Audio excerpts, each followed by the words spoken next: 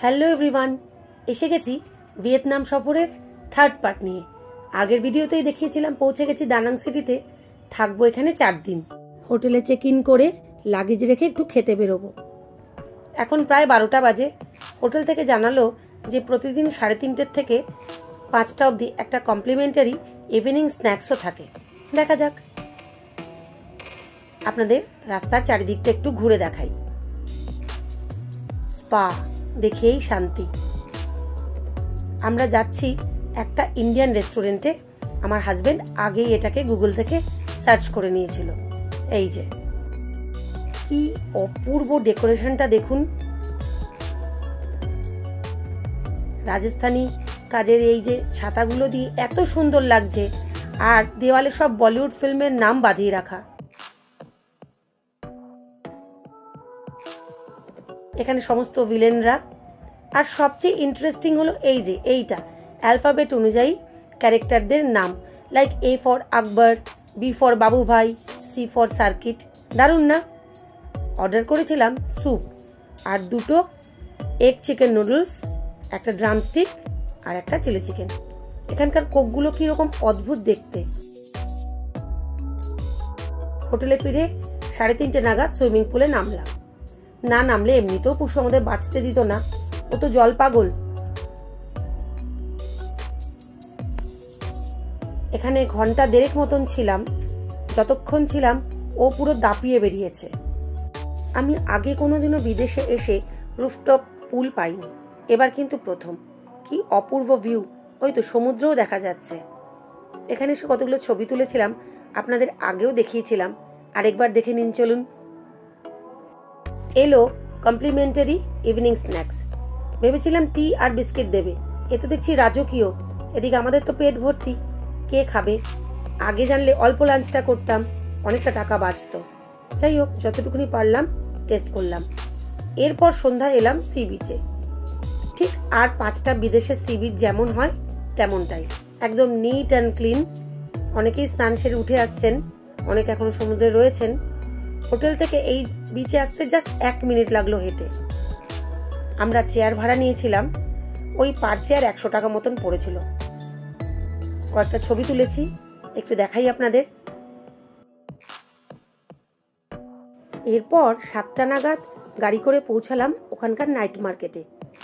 কি যে জীবন্ত চারিদিক, কি বলবো। সোজা এগোলেই নানা রকম জিনিসের খালি দোকান আর দোকান। আমরা আরো কয়েকবার আসবো, তাই আজ কিছুই নেব না, এটাই ভাবনা চিন্তা ছিল। কিন্তু সাথে যদি পশু থাকে, সে কি আর কিছু না নিয়ে বাদ দেয়? 2-একটা টুকটাক ছোটখাটো খেলনা নিয়ে তারপর আজকের মতন ওকে বুঝিয়েছি। আর এই দিকে ডান দিকে ঘুরলেই এই খাবারের দোকান, চারিদিকে সারি দিয়ে দোকান, আর এভাবে চেয়ার টেবিল পাতা। খুব সুন্দর অ্যাম্বিয়েন্স। সোহাগ আম কিনলো। ওই যে যেটা দেখছেন ওটার দাম 40 ডং, মানে 120 টাকা। আচ্ছা বলুন তো, বিদেশে এসে আমাদের মতন মধ্যবিত্তদের কি কিছুই গায়ে লাগে না? এরপর খেতে চলে এলাম। আমরা কিন্তু স্ন্যাক্স খাবো, ডিনার পরে করব। কারণ খুব ভালো মতনই জানি এই যে সাপ, ব্যাং, শামুক, রেজার ফিশ, কুমির, এগুলো যেগুলো ঝোলানো রয়েছে বা সাজানো রয়েছে, এই যে ব্যাং, এই যে দেখা যাচ্ছে, এগুলো আমি কোনোটাই খাবো না। পরাগ বলল ও নাকি অয়েস্টার খাবে, পাতি কথায় ঝিনুক। ঈশ্বর, আর কি কি দেখবো। বারবিকিউ করতে দিল, 20 ডঙে একটা, মানে 60 টাকা।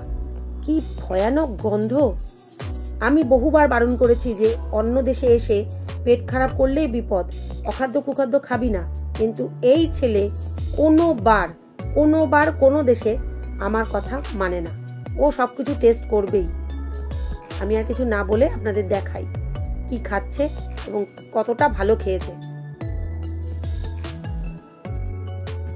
এক্সপ্রেশনটা দেখুন, তাহলেই বুঝতে পারবেন। আমাকে পরে বলেছিল, মা এর যে জুস, সেটা যে কি ভয়ানক গন্ধ, আমি তোমাকে বলে বোঝাতে পারবো না ঠিক কতটা খারাপ। ওকে আমি আর সোহাগ ইচ্ছা করে বলেছি, তুই যখন কিনেছিস খেতে তোকে হবেই। দেখুন একবার শুধু অবস্থা। আমরা নিয়েছিলাম ওই চিকেন বারবিকিউ টাইপের একটা কিছু, আখের জুস, আর আমাদের পাতি মেলায় এইগুলো পাওয়া যায় রিংগুলো, সেগুলো খেলাম। আমি তো মুখেও দিইনি, পরাগ বললো খুব ভালো লেগেছে। তা আমার হাজব্যান্ড আবার আমার জন্য ওই মোমো টাইপ কিছু আনলো, কারণ এই একই তেলে সমস্ত কিছু ভাজা হয়, এসব তো আমি খাবো না। খুবই খারাপ খেয়েছি সত্যি কথা বলতে কি মোমোটা, ওই একটা বিচ্ছিরি গন্ধ তো আছেই। এরপর পুষু আর পরাগকে দিলাম আইসক্রিম।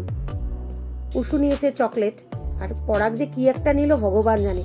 এই ছেলেটা না এরকম অদ্ভুতই, খালি অদ্ভুত অদ্ভুত রকমের খাবার খাবে।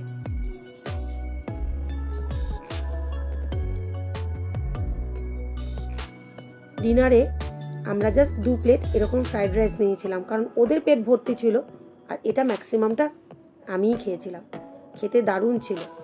পরের দিন আমরা প্রায় 3 ঘন্টা মতন জার্নি করে বানা হিলসে পৌঁছেছি। বানা হিলসের কিছুটা ছবি তো আপনারা দেখেইছেন, বাচ্চা থেকে বুড়ো সকলের কাছে স্বর্গরাজ্য।